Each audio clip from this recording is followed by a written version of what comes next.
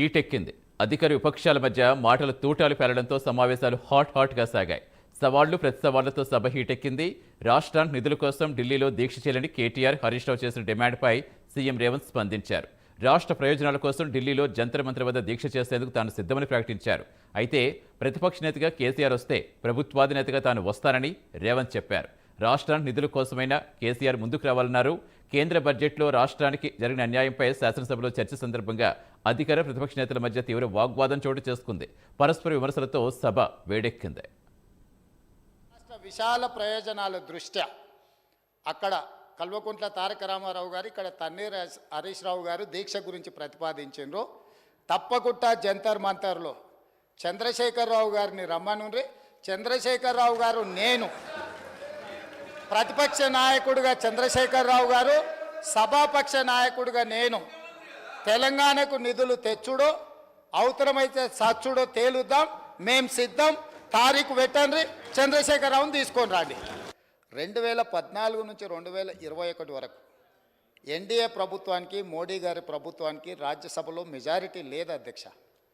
ప్రతిసారి వారు ఏ బిల్లు తీసుకొచ్చినా, ఏ అంశాలు ప్రస్తావనకు తీసుకొచ్చినా రాజ్యసభలో ఆమోదం పొందాలి అని అంటే ఇటు లోక్సభలో కానీ అటు రాజ్యసభలో కానీ ఆనాటి ప్రభుత్వము, వారు ఆరాధ్య దైవం అని చెప్పుకునే కల్వకుంట్ల చంద్రశేఖరరావు గారు పదే పదే మోడీ గారి ప్రభుత్వానికి ఏ విధంగా ఊడిగం చేసిండ్రో కొన్ని అంశాలను ప్రస్తావించదలుచుకున్న అధ్యక్ష. జిఎస్టీ బిల్లు తీసుకొచ్చినప్పుడు ఏప్రిల్ 5 అధ్యక్ష, ఏప్రిల్ 5 నాడు జిఎస్టీ బిల్లును లోక్సభ ఆమోదించిన ఎంబడే భారతదేశంలో ఎన్నో బీజేపీ ప్రభుత్వాలు ఉన్నా ఆ బీజేపీ ప్రభుత్వాల ముఖ్యమంత్రుల కంటే ముందు ఏప్రిల్ 9 తారీఖు నాడు అత్యవసరంగా శాసనసభ సమావేశాన్ని ఏర్పాటు చేసి ఇంత అద్భుతమైన జిఎస్టీ బిల్లును నరేంద్ర మోడీ గారు తీసుకొచ్చిండ్రు. నరేంద్ర మోడీ గారు తెచ్చిన జిఎస్టీకి మేము సంపూర్ణంగా మద్దతు పలుకుతున్నాం. ఇదే కాకుండా వారు ఆ రోజు ఏం చెప్పిండ్రు,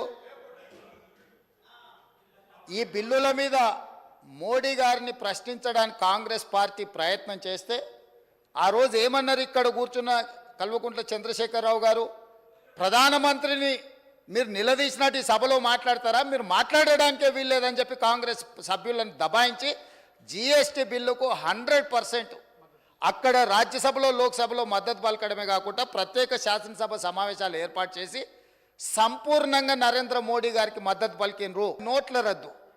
నోట్ల రద్దు ఈ దేశంలో ఉండే చిరు వ్యాపారుల యొక్క జీవితాలతో చెలగాటమాడింది. నోట్ల రద్దు చేసినప్పుడు కాంగ్రెస్ పార్టీ సంపూర్ణంగా తప్పుపడితే 2016 డిసెంబర్ 16 నాడు నోట్ల రద్దును స్వాగతిస్తున్నట్టు ఇదే అసెంబ్లీలో చంద్రశేఖరరావు గారి తీర్మానాన్ని ప్రవేశపెట్టి ఇది అద్భుతం, ఈ నోట్ల రద్దుతోటి దేశంలో సమూలమైన మార్పులు తీసుకొస్తాయి. ఆ రోజు వారు ఏమన్నారు, ఇంకా ఈ నోట్ల రద్దుతోటి పూర్తిగా మార్పులు జరుగుతాయి, ఎప్పటి నుంచో నేను ఇట్లాంటి గొప్ప మార్పులు తీసుకురావాలనుకుంటున్నా, దీని ద్వారా ఈ మొత్తం వ్యాపారాలు అన్నీ బాగుపడతాయని చెప్పారు. కానీ చివరికి ఆ నోట్ల రద్దుతో ఏమైంది అధ్యక్ష, జీడిపి ఇప్పటి దగ్గర వారు గొప్పలు చెప్పారు కదా జీడిపి గురించి, ఈ నోట్ల రద్దుతోని 2% జీడిపి తగ్గిపోయింది అధ్యక్ష ఈ దేశంలో. దాంతో దాదాపుగా 3 నుంచి 3.5 లక్షల కోట్ల రూపాయల నష్టం జరిగిందని చెప్పి నిపుణులు నివేదికలు ఇచ్చిండ్రు అధ్యక్ష. ఆ నోట్ల రద్దుకు మద్దతు పలికిందే వీళ్ళు అధ్యక్ష. ఇదే సభలో తీర్మానం చేసి గొప్ప నిర్ణయం అని పొగడ్తలతో ముంచెత్తిండ్రు అధ్యక్ష. 370 రద్దులో వీళ్ళు పోయి నరేంద్ర మోడీ గారికి మద్దతు పలికిండ్రు అధ్యక్ష. ఇదే కాదు అధ్యక్ష, ట్రిపుల్ తలాక్ విషయంలో కూడా 2019 జూలై 30 నాడు ట్రిపుల్ తలాక్ రాజ్యసభలో చర్చలో ఓటింగ్లో పాల్గొనకుండా బయట కూర్చొని ట్రిపుల్ తలాక్కు వీళ్ళు సంపూర్ణంగా మద్దతు పలికి పాస్ చేయించిండ్రు అధ్యక్ష. అదేవిధంగా అధ్యక్ష, అంతర్రాష్ట్ర నదీ జలాల వివాదాల సవరణ బిల్లు అధ్యక్ష, 2019 ఆగస్టు పార్లమెంట్ సమావేశాల్లో ప్రవేశపెట్టిన అంతర్రాష్ట్ర నదీ జలాల వివాదాల సవరణ బిల్లు, డ్యామ్ సేఫ్టీ బిల్లు కూడా టీఆర్ఎస్ స్పష్టంగా మద్దతు పలికింది అధ్యక్ష మోడీకి. అదేవిధంగా రాజ్యసభ డిప్యూటీ చైర్మన్ ఎన్నికకు సంబంధించి 2018 ఆగస్టులో రాజ్యసభ డిప్యూటీ చైర్మన్ ఎన్నికల్లో బీజేపీ ఎన్డీఏ అభ్యర్థి అయిన జేడీయూ అభ్యర్థి హరివంశ్ నారాయణ సింగ్కు టీఆర్ఎస్ స్పష్టంగా మద్దతు పలికింది అధ్యక్ష.